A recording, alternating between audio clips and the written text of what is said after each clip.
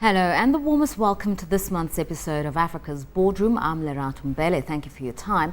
Now, since the mid-2000s, the nature of marketing and communication has changed dramatically. With the expansion of the internet and the introduction of social media platforms such as Facebook and Twitter, companies have had to alter the ways in which they interact with their customers, prompting many to adopt a so-called social CRM strategy.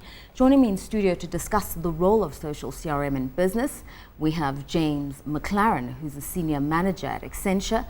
We also have Karen Valle, who's the general manager for Mini SA, as well as digital marketing strategist Yoav Techelet. Everybody, thank you very much for coming through. Let's start with you, James. Is the role of traditional marketing as we know it changing because of social media?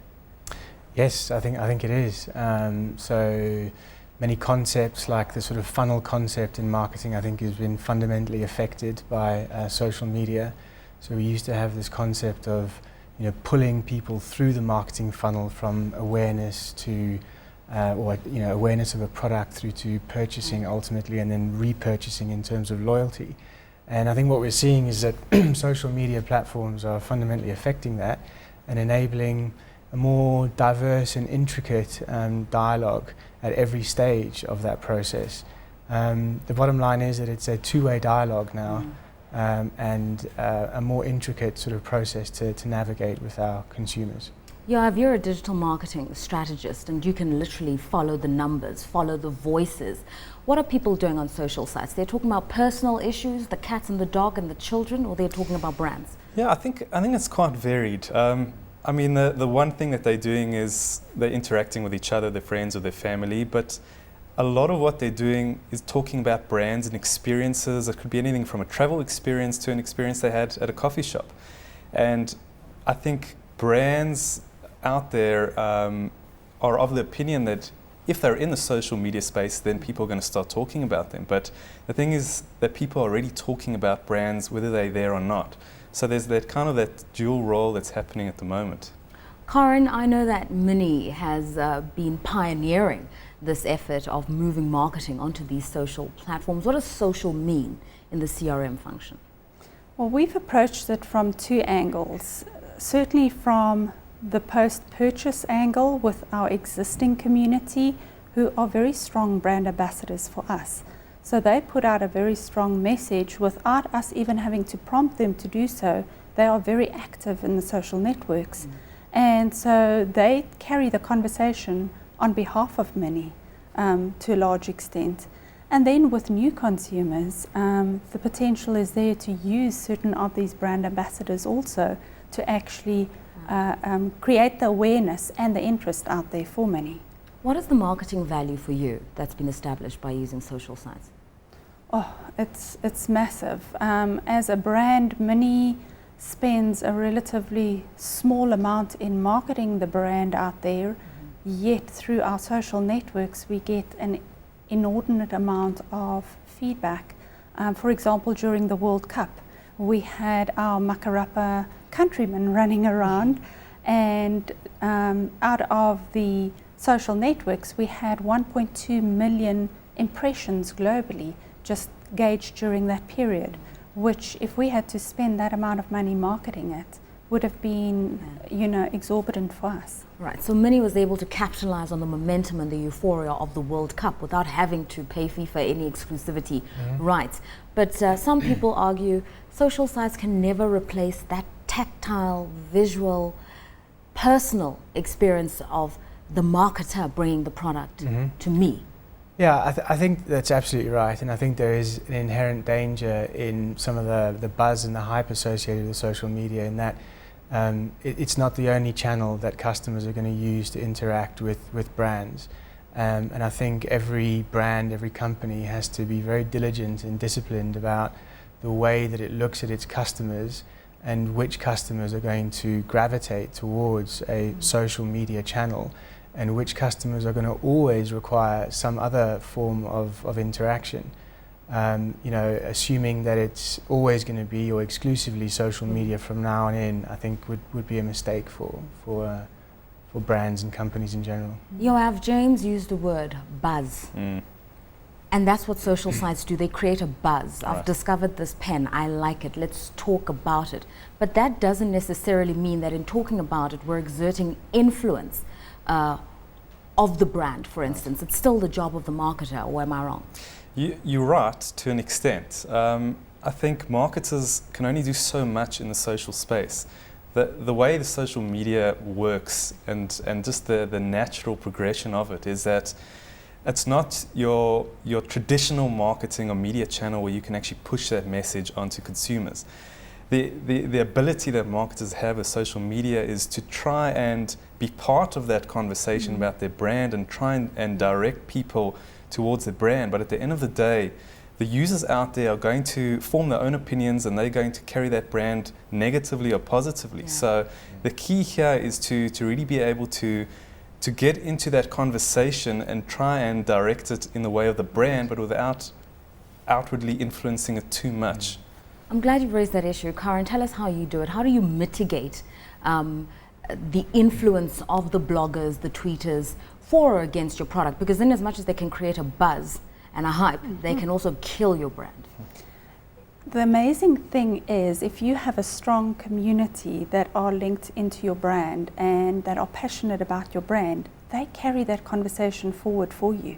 So they will actually argue on behalf of the brand, and sometimes you don't even have to get involved in that conversation.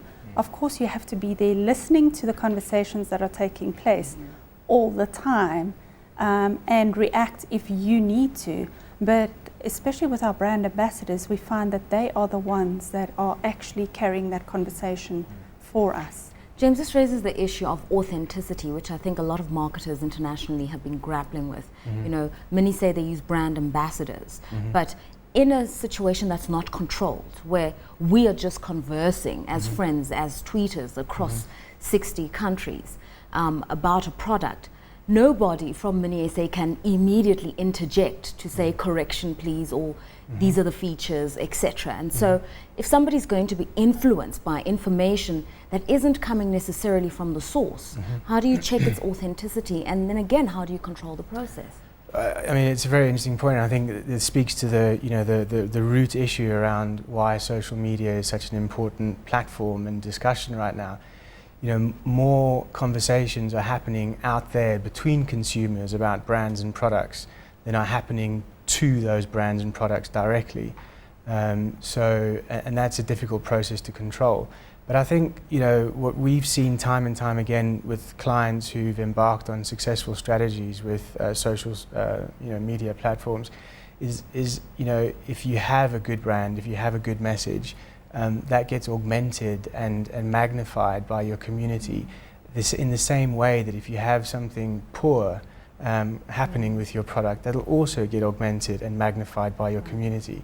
So, you know, it's one of causality. You know, if there's nothing bad going on with your brand, then you know, good messages will emanate. And I think that then provides impetus for companies to start listening to what's going on inside those communities, because the insights that they can glean are truly very, very powerful. You have your views on this issue of authenticity, because I think brand loyalty and how you establish brand loyalty is through consistent interchange based on trust. You trust the brand, you trust the message that's coming out about the brand, you trust your experience around that brand. Yeah, I think Karen also touched on an important part of social media, and that's about community. You know, brands really need to first establish that honesty, that transparency, and be human. You know, most brands try and automate the process online and think they can get their message through to the different social media networks and their brands on their way to success. The key here is first be personal, be approachable, be honest, but look at creating that sense of community, bringing those people in, that the communication process becomes very natural and it's not forced on people. Let's talk about what you do day to day. We have various mechanisms. There's Facebook, there's Twitter, there's YouTube. Which are the most effective? Now, again, that's very relative to the brand itself. You know, most people will say we have to be on Facebook and Twitter. Now, I disagree with that, because there are so many different social networks and niche networks, things like LinkedIn, niche travel networks, the key here is understand what your consumers are doing online before you venture into any social network. Facebook might not be the right place for your brand. Yes, it's got critical mass, but if you really want to get value and return on investment, you first need to understand the behaviors of your consumers out there. Then you can truly understand where it is you need to be in the social media space and start engaging with them. So again, yes, you have critical mass with Facebook, with YouTube, where they all play key roles, but it has to be right for the brand. Karen, what have you found to be most useful? Because Twitter sort of be short, sharp and sweet. Facebook, it can be more detailed, but then within the messaging is a plethora of other things that have nothing to do with the brand itself. The blogger is more intellectual and YouTube is visual. And I would think in an electronic mass media age, I want to see what the Mini can do. Show me.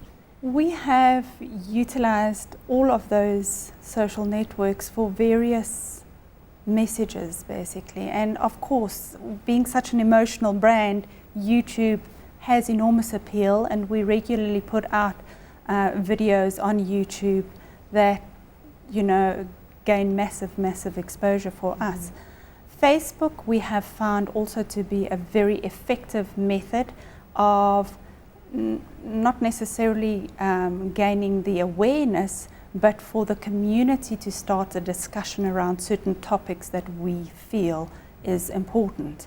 And we're about to launch probably the first ever lottery on Facebook, where we're actually going to give away a new product in the month of August globally. And any person globally stands an opportunity to win this car. So that's one way that we think we can really harness the energy of Facebook. But at the same time, I think Twitter is probably more our community that drives the conversation there rather than us forcing it upon them. Right. So yeah, I think, Twitter is, we do get involved in the conversation, but we don't drive the information there necessarily. Excuse the pun, we don't drive the information. Let's talk about geography. James, we had this conversation off air a little bit. Internet penetration in Africa, 8%, mobile penetration about 40%. So there's huge growth potential going forward. But you don't get a sense that the momentum in Africa about discussing brands through the various sites is what it is in the United States, in Europe, maybe even in Asia. I think that's true. I mean, before we came on air, I did a quick sort of look at some sort of Twitter profiles in terms of their following numbers. And if you compare Kalula versus Virgin, for example, Virgin in the US has 100,000 people following their Twitter profile. Kalula, by comparison, I think has about 1,250. So it's still good, and I mean, I still commend them for developing, that community. And it means that they can issue a message, and that message is received, at least. Whether it's acted upon is a different issue, but they're developing that community. So you do have these big changes in scale or differences in scale, but I think the effectiveness, as Karen has been speaking to, is just as effective in a South African or an African context, because it's tapping into something that I think we as social human beings do very naturally, and that's share information, share experiences. I just want to get your views, Yoav. Do you agree? Is Africa very much on point in terms of global trends, or are we at the lower end of the spectrum because we just don't have the volume? Well, from what I've seen, we are in a lot of respects. Obviously, the size of the market and the penetration from an internet perspective is much lower than European markets and other global markets. But if you also look at the innovation that's happening in Africa, and especially in South Africa, there's a lot happening on the ground that people don't know about. But obviously we need that growth in internet numbers to be able to get the same critical mass that we have in the US and European markets. But from what I see, we are pretty much tracking the same global trends, albeit on a much lower scale. So I think, if we can get those levels of internet users up and harness the innovation that we have here in South Africa, then we're on the road to some great things.